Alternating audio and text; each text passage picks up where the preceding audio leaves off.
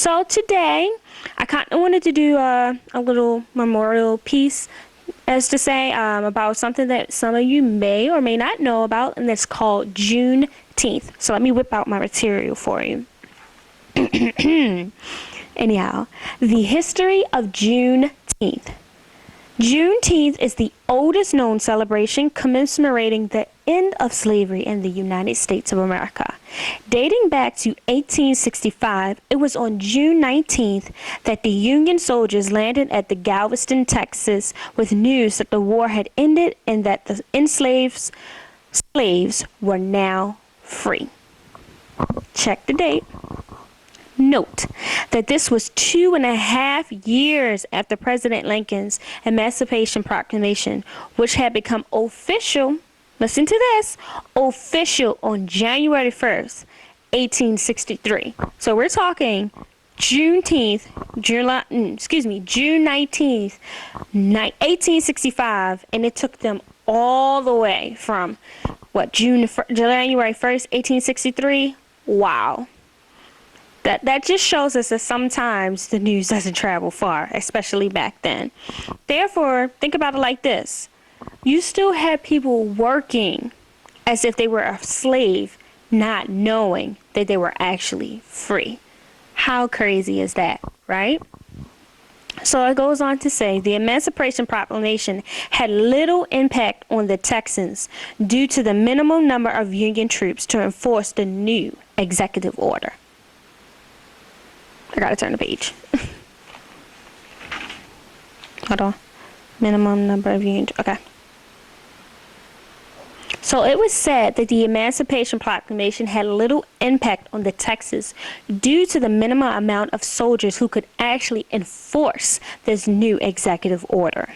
However, the surrender of General Lee of April 1865 and the arrival of General excuse me, I'm trying to talk through it. However, with the surrender of General Lee in April of 1865 and the arrival of General Granger's regiment, the forces were finally strong enough to influence and overcome the resistance. The reaction to this profound news ranged from pure shock, of course, to immediate jubilation. While many others lingered to learn of this new employer to employee relation, meaning they went from slaves, people who were enslaved to work, to now those masters actually had to employ the slaves to work. Well, the free men and women to work. They couldn't just say, hey, you over here, come mow my lawn, and without any compensation. Now they had to employ those people, meaning now you gotta pay me the goods. But many left before these offers were even completely off the lists of their former masters, attesting to the varying conditions on leaving the plantation and the realization of freedom. I can kind of understand that after being enslaved to someone for so long and feeling as though you were their property, they owned you. I think I too would be very hesitant to work for them, even though they would pay me. I think I would probably want a fresh start too. Even with nowhere to go, many felt that leaving the plantation would be their first true glimpse of freedom. Settling into these new areas of free men and free women brought on new realities, new challenges, new hardships, just a new sense of what life should actually be. And also that, okay. You gotta go back. Rolling. I wasn't ready. Okay. Rolling. Settling into these new areas as a free man and a free woman brought on new realities.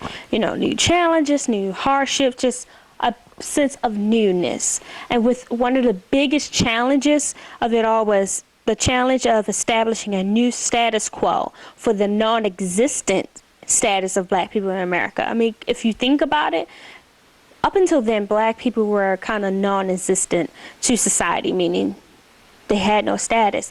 They weren't truly a part of society. It was more like they were the cat and dogs of society. So now the challenge is to actually be a part of the society, to either add or take away, so to speak, and to make that stance to say, I'm here, darn it, and I'm not going anyway. So that was a big challenge.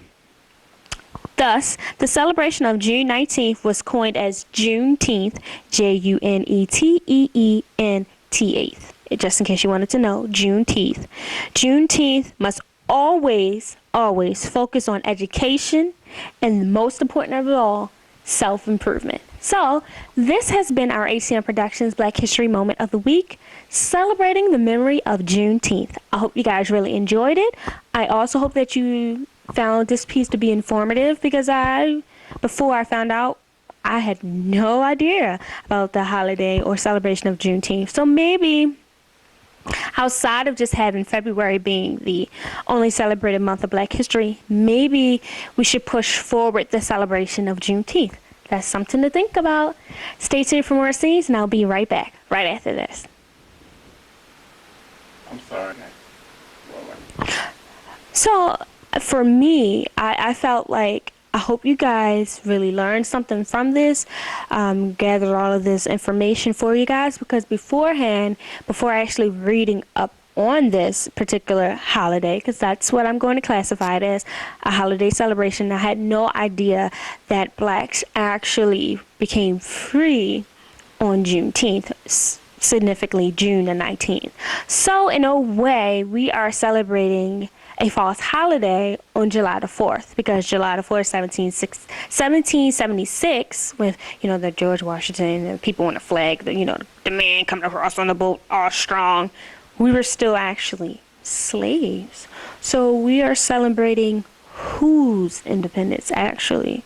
Because if you think about it more clearly and take away the propaganda of let's just have sparklers and firecrackers, we weren't free. So who was being independent? Because clearly it wasn't black people. So maybe we should try to push forward Juneteenth as opposed to July 4th. But if you think about it, society conveniently puts holidays wherever they want, because we don't even have the time to celebrate Martin Luther King's birthday on his actual birthday. So it's a lot of propaganda going on, and a lot of celebrate when it's convenient for us as opposed to celebrating when things actually happen.